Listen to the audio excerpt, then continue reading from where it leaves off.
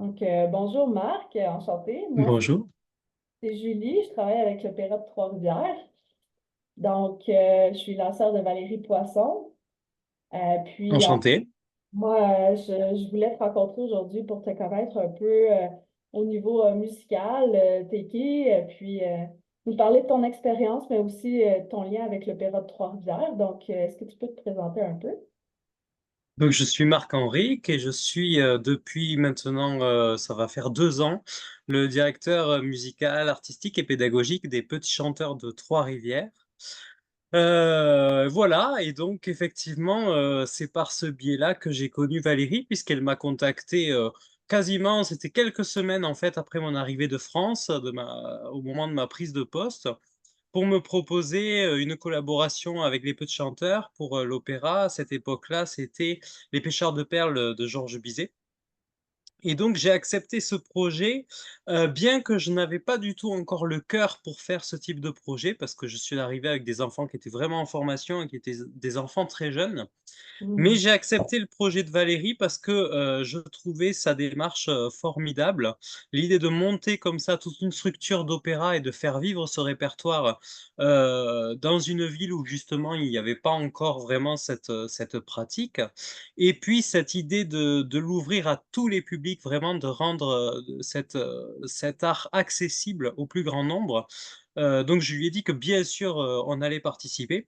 Et donc, là, nous nous apprêtons à faire notre troisième collaboration avec Valérie, Hmm. puisque ça fonctionne très bien. Donc nous avons fait effectivement Les Pêcheurs de perles, nous avons fait Hansel et Gretel l'année dernière avec les enfants. Et là, c'est une nouveauté puisque pour le Faust de Gounod, ce sont que les hommes qui vont participer. Et c'est Ah, très bien comme ça, il y a pas de jaloux puisque l'année dernière, je n'ai amené que les enfants pour faire Hansel et Gretel. Donc les hommes voulaient aussi leur opéra à eux, donc c'est fait grâce à ah. Valérie, voilà. Ben c'est génial ça. Ça va être quoi votre rôle dans la pièce? Alors nous avons un rôle tout à fait de composition puisque nous jouons Méphistophélès, c'est-à-dire le rôle du diable. OK. En principe, c'est un rôle qui est dévolu à un baryton soliste. Et là, Valérie a souhaité que ce soit tout un petit groupe. En fait, moi, j'aurai 8 chanteurs qui vont jouer donc ce rôle du diable, ce qui va lui donner en fait une consistance bien plus grande, effectivement. C'est-à-dire qu'au lieu d'avoir un seul diable sur scène, il y en aura 8. Vous voyez, donc ça va Oh, donner un certain poids à cette histoire encore plus. OK, c'est génial. Vous dites que vous êtes de France, c'est bien ça? C'est ça. Je suis de C'est... France. Je suis arrivé il y a 2 ans. Mhm. Voilà, vraiment, pour prendre la direction des Petits Chanteurs de Trois-Rivières. C'était pas du tout prévu au départ. Il s'est trouvé que je me suis trouvé en discussion avec l'équipe du conseil d'administration des Petits Chanteurs. Et ils avaient le projet de faire venir quelqu'un de France, en fait, pour donner un nouveau mouvement à ce groupe, pour une raison, en fait, je pense simple, qui est que pendant près de 50 ans, celui qui a fondé l'école des petits chanteurs de Trois-Rivières, qui s'appelait Claude Thompson, en fait, avait été formé en France avec toute la tradition que nous avons en France autour des maîtrises d'enfants, puisque c'est effectivement une tradition qui a plus de 1000 ans en France. Et OK. donc voilà, l'idée, c'était effectivement de faire venir un chef français pour renouer un petit peu avec cette tradition qui avait eu lieu chez les chanteurs de Trois-Rivières pendant une cinquantaine d'années. Donc me voici. Voilà, Vous avez fait ça aussi en France, si je comprends bien? tout à fait. OK, puis Alors c'était... avant, ben justement, j'étais avant pendant 5 ans, j'ai été chef de chœur à la maîtrise des Bouches-du-Rhône. C'est à Marseille. Et ce qui est intéressant et qui nous fait des liens avec Valérie et l'Opéra de Trois-Rivières, c'est que la maîtrise des Bouches-du-Rhône, c'était la maîtrise de l'Opéra de Marseille, justement. Donc j'ai eu l'occasion, avec la maîtrise des Bouches-du-Rhône, de pratiquer le répertoire lyrique, Mhm. notamment à travers des opéras comme Turandot de Puccini, ou alors même La Flûte enchantée de Mozart, puisque j'avais monté tous les rôles solistes des enfants de La Flûte enchantée de Mozart. Voilà. Et puis bien d'autres opéras aussi, Carmen par exemple, etc. OK. Vous faites avec des jeunes enfants de quel âge à quel âge? Alors là, les Petits Chanteurs de Trois-Rivières, c'est un groupe, on commence en préscolaire, maternelle 5 ans. Les enfants sont évidemment en formation à cet âge-là, ils ne sont pas du tout sur scène, donc c'est une forme d'initiation à la musique. Globalement, c'est une initiation entre 5 et 9 ans. Et ensuite, à partir de 9 ans, les enfants peuvent rejoindre la scène. Donc, ça fait partie du groupe maîtrise. Et là, on a des enfants et des jeunes, puisque nous offrons une formation donc, sur tout le primaire, sur tout le secondaire. Et nous avons également un chœur d'homme. Et donc, c'est ce chœur d'homme qui va participer pour le Faust de Gounod. OK. Voilà. Donc, est-ce que c'est vous qui que vous adaptez les œuvres ou elles sont déjà adaptées pour les hommes quand vous les recevez, mais vous êtes plus, vous appliquez les œuvres qu'on vous donne ou c'est vous qui les, je sais pas si, Alors, ça dépend vraiment des cas. Là, en l'occurrence, pour Gounod, nous respectons à la lettre la partition, puisque c'est vraiment un rôle qui est écrit pour baryton. Alors, on le fait avec le chœur d'homme, mais ça, il y a aucun problème. Ça fonctionne très bien. Euh, pour des concerts répertoires, j'utilise vraiment les partitions telles qu'elles sont faites et au contraire même, moi j'essaie de faire un travail musicologique, c'est-à-dire vraiment d'essayer de donner les œuvres telles qu'elles ont été pensées et écrites et entendues à l'époque de leur création. Voilà, c'est le cas notamment lorsque l'année dernière, on a fait un concert autour de certaines pièces de Mozart et notamment d'une messe écrite par Mozart. Et ben finalement, on a de moins en moins l'habitude, même on a peu l'habitude d'entendre ce répertoire-là chanté par des voix d'enfants et les voix Mhm. d'hommes pour les ténors et basses. Or, c'est vraiment écrit pour des voix d'enfants au départ, c'est-à-dire que toutes ces œuvres-là sont écrites pour des maîtrises. Donc c'est intéressant de remettre ça tel que ça a été créé. Voilà, ensuite, effectivement, il m'arrive aussi de faire des arrangements, pour la circonstance, voilà, pour des œuvres qui devraient sonner, d'une certaine manière, que je trouvais intéressantes de faire, mais que j'adapte effectivement pour les enfants.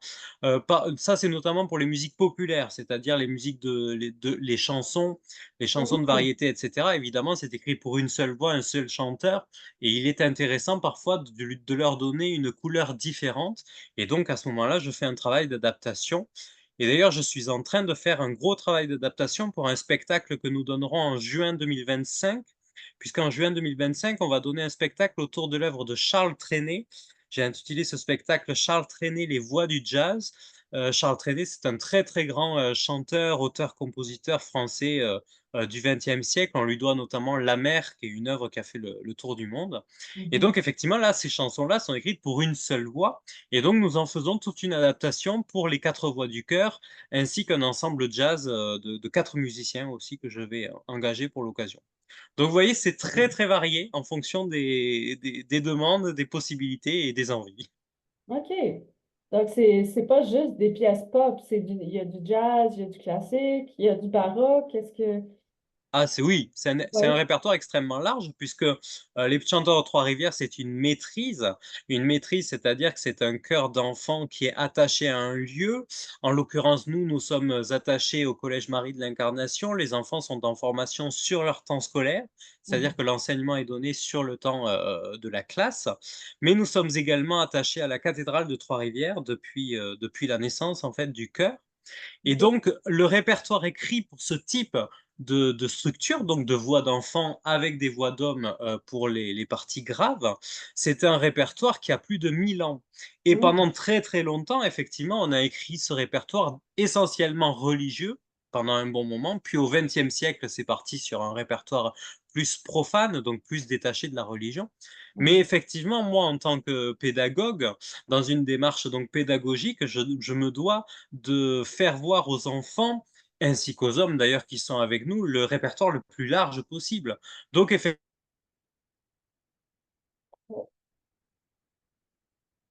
Marc?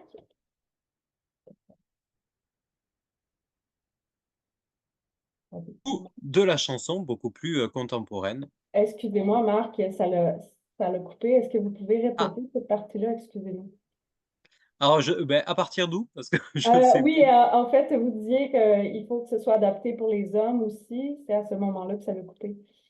Voilà, ben, disons que il me semble intéressant et même très important dans ma démarche pédagogique de faire travailler autant aux enfants qu'aux hommes, en fait, qu'ils aient un aperçu de l'ensemble du répertoire et donc de toutes les époques. C'est-à-dire que nous partons de l'époque du Moyen Âge et nous allons jusqu'à aujourd'hui et on couvre vraiment 1000 ans de répertoire, que ce soit dans un répertoire classique, un répertoire religieux, un répertoire d'opéra comme nous le faisons avec, Valérie, ou un répertoire également, de musique pop. Mhm. On sera notamment sur scène, d'ici 1 mois et demi avec le groupe, Illusion Floyd pour un programme autour de Pink Floyd. Donc vous voyez, c'est très Ah, varié effectivement. wow, c'est génial. Puis, c'est quoi, par exemple, le plus difficile et le plus facile avec les enfants, vous direz? Les enfants et les Heu, hommes, ouais. je en fait, j'aurais du mal à vous dire les enfants par rapport aux adultes parce que, je travaille en fait de la même manière avec les enfants qu'avec les adultes. C'est-à-dire que quand j'arrive devant le chœur, je me dis pas: «Bon là, attention, je suis avec les enfants, donc je vais faire ça Mhm. comme ça». Non, et je pense que c'est une des clés aussi pour lesquelles le chœur fonctionne et le chœur avance, c'est-à-dire que vraiment je ne les traite pas en enfants. Je Mhm. les considère bien sûr comme des enfants, mais de ma bouche, ce sont des paroles extrêmement, positives. C'est-à-dire que et les adultes le savent puisque je le dis constamment aux hommes, j'estime que les enfants sont bien plus grands que nous et j'y Mhm. crois profondément et d'ailleurs ça me paraît même indispensable parce que se dire que les adultes sont plus grands et que Mhm. les enfants quelque part, c'est la fin du monde du coup parce que, c'est les Mhm. enfants après qui vont nous remplacer. Donc moi voilà, je travaille vraiment avec un immense respect et surtout avec la même exigence pour les enfants que pour les adultes. Mhm. Voilà, heu le plaisir, il est le même, j'ai peut-être plus de complicité avec les enfants, mais c'est parce que je les vois tous les jours, en fait, quasiment. Donc effectivement, nous avons des relations qui sont assez proches, eux et moi et avec beaucoup de complicité et de connaissances mutuelles, voilà. Mhm. Mais, j'ai beaucoup plaisir à travailler avec les hommes aussi, bien sûr, justement, le fait de se voir une fois par semaine, ça permet de retisser des liens et puis Mhm. on se met à travailler aussi de manière très sérieuse, voilà. Donc, par exemple, pour Faust, ça vous prend combien de temps de pratique pour préparer une pièce comme ça? Puis c'est pas en français non plus, c'est en quelle langue? Voilà. Alors écoutez, avec les hommes, on travaille, 1 fois par semaine. En fait, on a 2 heures de répétition par semaine. En fait, ce sont quand même des chanteurs qui ont l'habitude, Mhm. donc on ça part pas de rien. C'est-à-dire, il y en a quelques-uns, mais c'est très peu.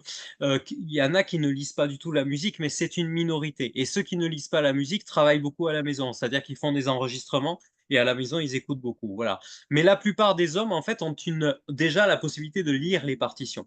Donc ce qui permet de passer l'étape du solfège. Voilà, le travail sur Faust, il y a des choses qui sont, simples et des choses qui sont complexes. Qu'est-ce qui est simple dans Faust? C'est que justement nous travaillons à une seule voix, puisqu'à la base c'est un air de soliste. Donc il n'y a pas un travail harmonique à faire entre les différentes voix et un équilibre donc à faire par exemple entre les voix de ténor et de basse. Ça c'est le côté plus simple, on va dire. Mhm. La Les difficultés en revanche sont nombreuses, vous l'avez signalé, bah, déjà c'est, le texte. Alors non, vous avez dit que c'était en allemand, c'est en français, hein, Faust est en français, OK. puisque c'est adapté de la nu du roman de Goethe, mais là c'est Gounod qui a écrit. Gounod est un compositeur français, donc c'est adapté, c'est sur un livret français. Mais Ah, en ça va. revanche, le texte voilà, donc ça va, c'est en français, mais en revanche le texte est dense. C'est-à-dire qu'il y a beaucoup, beaucoup de textes, beaucoup d'articulations, puisqu'il y a beaucoup de passages qui sont ce que l'on appelle des récitatifs, c'est-à-dire des passages où vous n'avez quasiment que du texte. Et donc ça, étant donné qu'en plus on est nombreux, que ça va être donné à la cathédrale et qu'on Ouais, raconte une histoire, il est c'est ça. primordial que le texte soit parfaitement compris. Donc il y a un vrai travail d'articulation qui est fait. Voilà. Mhm. C'est que, Et en mais, fait, la dernière difficulté, tant ouais, qu'on n'est pas avec tout le monde, effectivement, ouais. c'est qu'on travaille petit bout par petit bout et il faut arriver à enchaîner, dans l'ensemble. Donc c'est s'habituer à entendre ce qui précède, s'habituer à entendre ce qui suit pour ne pas être perdu, parce que sur un opéra, on peut très vite se perdre. Ouais, ça va vite aussi un opéra, là. S'il faut que Voilà, ça soit c'est bien ça. ficelé, puis vous êtes C'est combien, ça. là, combien de chanteurs, de petits chanteurs? Alors nous, là, on sera 8. J'aurai 8 hommes qui seront, OK. sur Faust. Mais sinon, actuellement, la maîtrise, enfin, les chanteurs de Trois-Rivières, il y a une quarantaine d'inscrits, 41 inscrits exactement. Voilà. Wow, Donc OK. là, je ne prends que les hommes, puisque telle était la demande. Voilà. Ah, mais c'est très bien.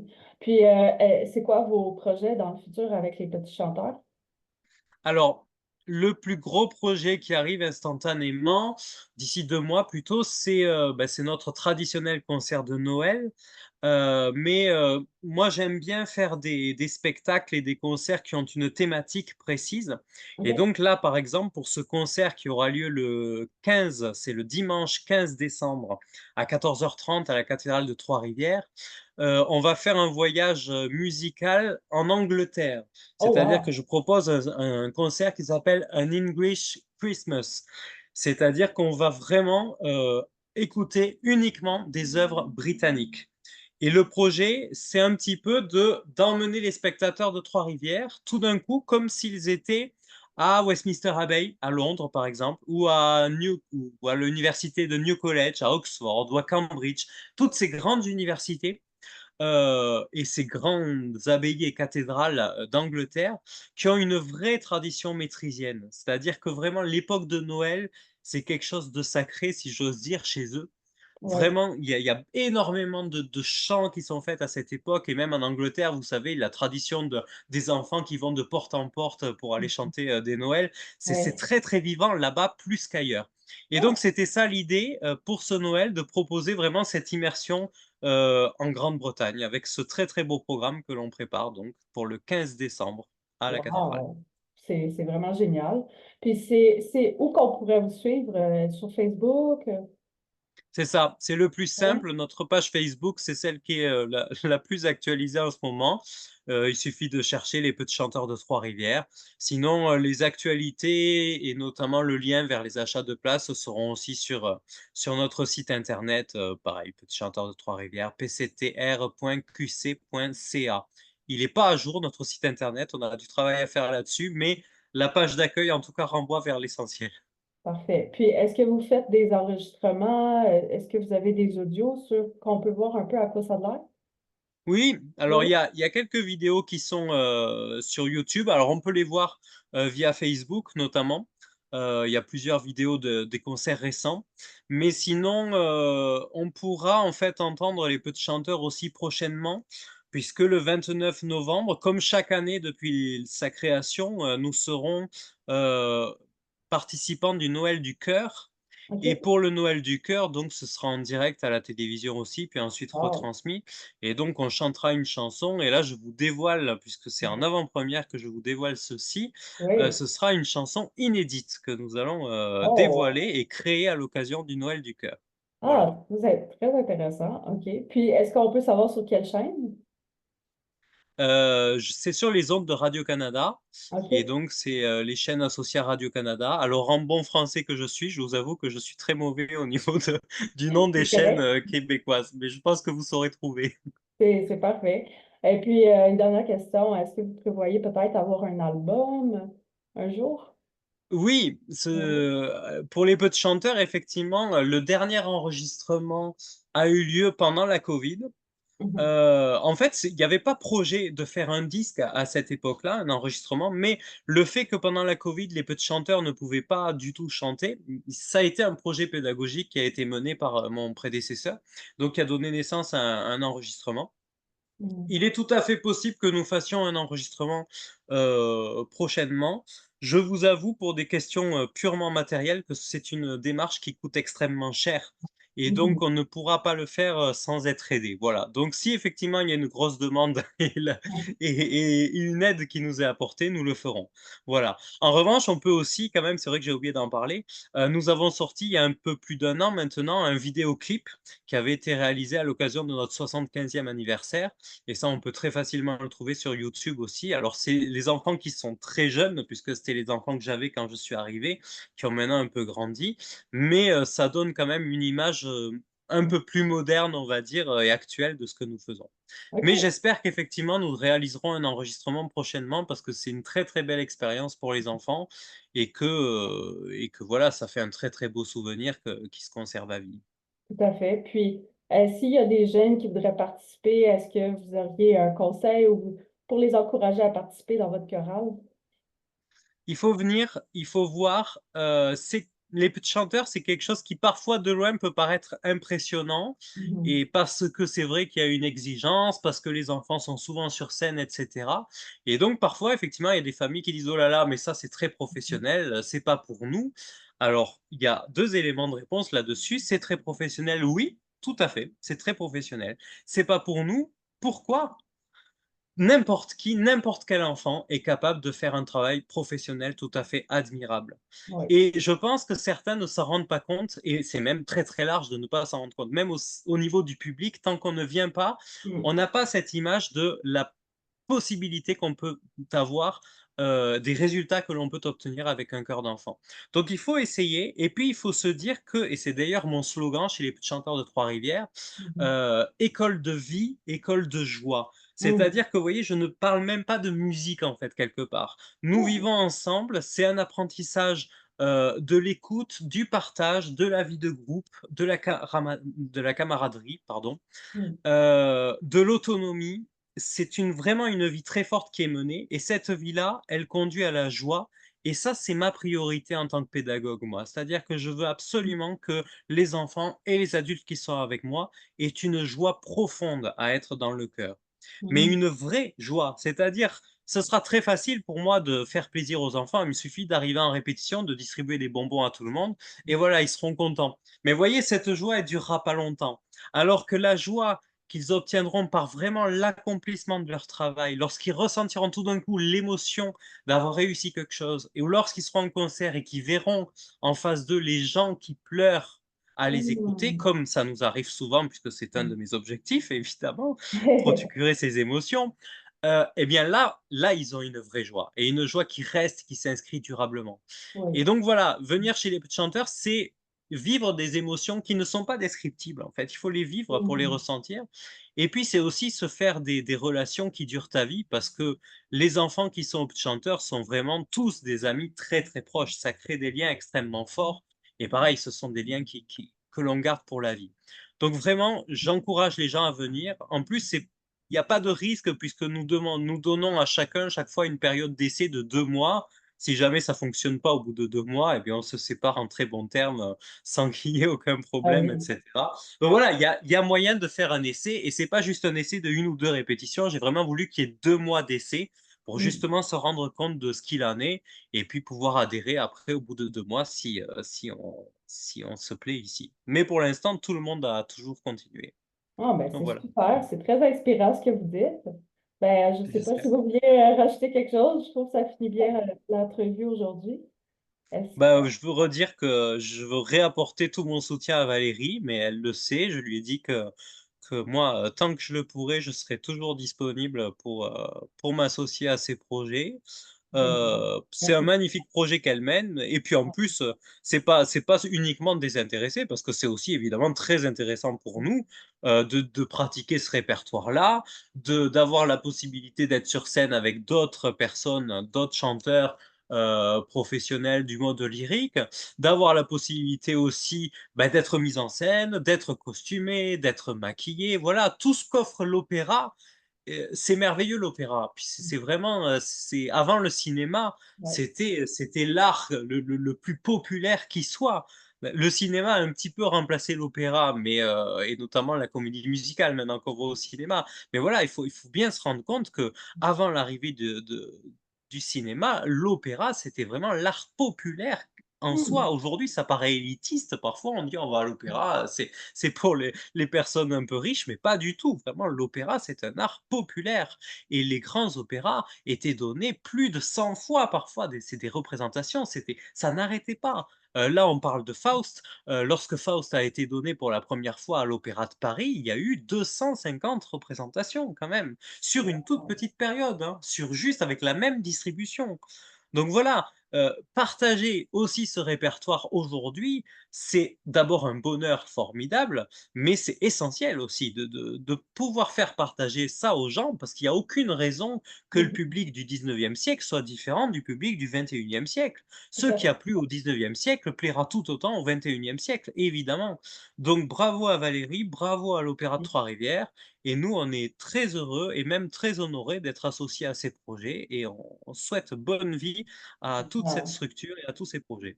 Hey, merci énormément. C'est un très beau mot pour Valérie et l'organisation parce qu'effectivement, il y a beaucoup de travail derrière Oui, chaque spectacle, chaque préparation. Pour être dans l'organisation, je sais c'est quoi. Puis vraiment, merci. On apprécie beaucoup la collaboration avec vous aussi. Merci. c'est un Je plaisir. je vous souhaite une belle journée, une belle fin de journée. Puis Oui, j'espère qu'on se reparlera bientôt. Je vais vous voir à Faust, c'est sûr. formidable. Merci Merci beaucoup. beaucoup, Marc. Bonne À soirée. bientôt. Au Merci. revoir.